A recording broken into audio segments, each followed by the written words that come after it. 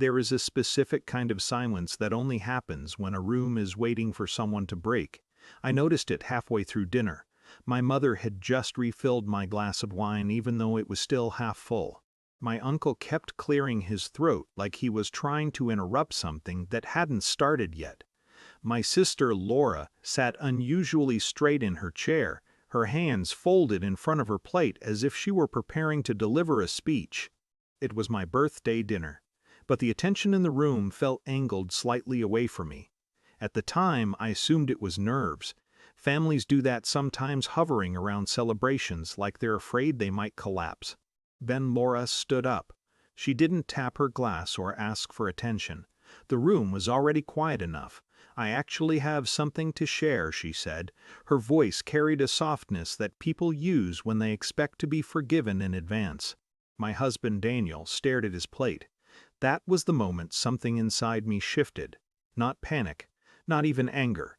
Just a slow recognition that the evening had been planned around something I didn't yet know. Laura smiled at me. "I didn't want to keep it a secret anymore," she said. "I'm pregnant." The first reaction was scattered small sounds of surprise, someone saying, "Oh my God," chairs shifting. Then she added the second sentence, "And Daniel is the father." There it was. You could feel the air change. Conversations died mid-breath. Every head at the table turned toward me like flowers following the sun. The story had already been written in everyone's mind. Birthday dinner. Wife betrayed. Public revelation. Emotional collapse. Laura's eyes softened with something that looked suspiciously like rehearsed compassion. Daniel still didn't look at me. The room waited. I could almost hear the version of myself they expected, standing abruptly, knocking over a chair, shouting, crying, storming out.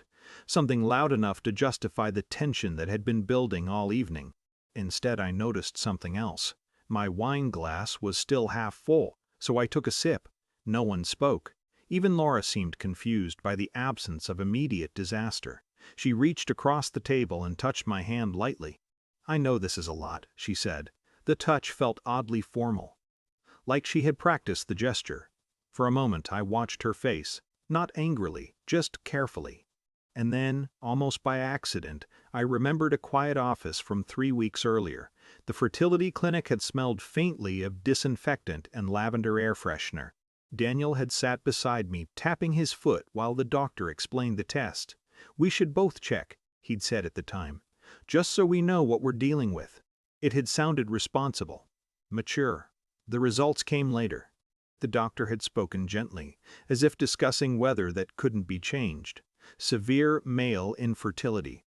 Not impossible, technically, but unlikely enough that natural conception would be considered improbable. I remembered Daniel's face when he heard the news, pale, tight. He had said very little afterward. At the dinner table, someone finally spoke. My cousin cleared his throat. Maybe this conversation should happen somewhere else. Laura shook her head slightly. "No," she said quietly, "I think honesty is important." There was a strange firmness in the way she said it, as if she believed honesty was on her side. Daniel still hadn't looked up. I placed my napkin on the table and stood. The motion startled a few people. For a second I wondered if standing alone would give them the drama they wanted. Instead I picked up my glass. "Well," I said calmly, "I suppose a toast is appropriate." The confusion in the room deepened. Laura blinked. Daniel finally raised his eyes. I lifted the glass slightly. "To my sister," I said, "and to new beginnings." No one knew whether to drink. A few people lifted their glasses anyway. I let the moment sit there for a second longer than necessary. Then I added, almost conversationally, "Actually, this reminds me of something." The room held still. "Last month Daniel and I went through fertility testing," I said. I kept my voice neutral, almost practical, just to understand why we hadn't been able to conceive. Daniel's shoulders stiffened.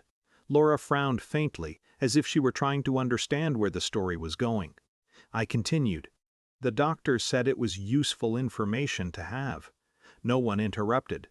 "The results came back about 3 weeks ago." Daniel opened his mouth slightly but didn't speak. I reached into my bag and unfolded a piece of paper. Not dramatically, just the way someone might retrieve a receipt. The report explained that Daniel has severe infertility, I said, to the point where natural conception would be considered medically unlikely. You could feel the shift happen, not loud, but unmistakable. Laura's smile disappeared first.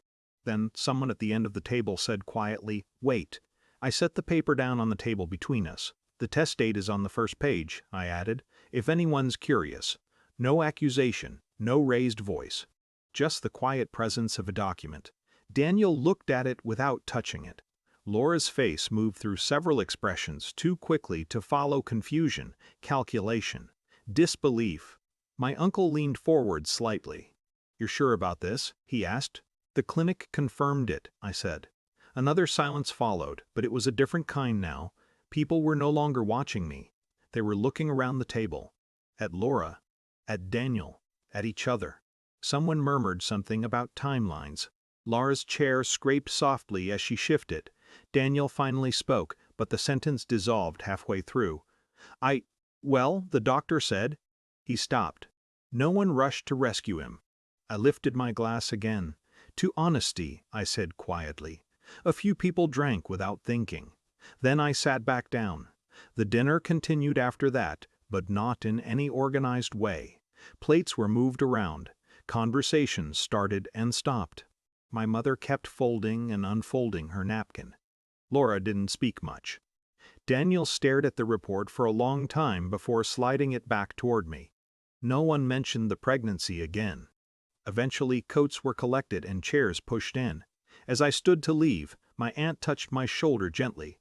Not pity, just acknowledgement. Outside, the air felt cool and ordinary. I didn't feel victorious, only clear. Some endings happen loudly. Others happen the moment a room stops believing the story it came to watch.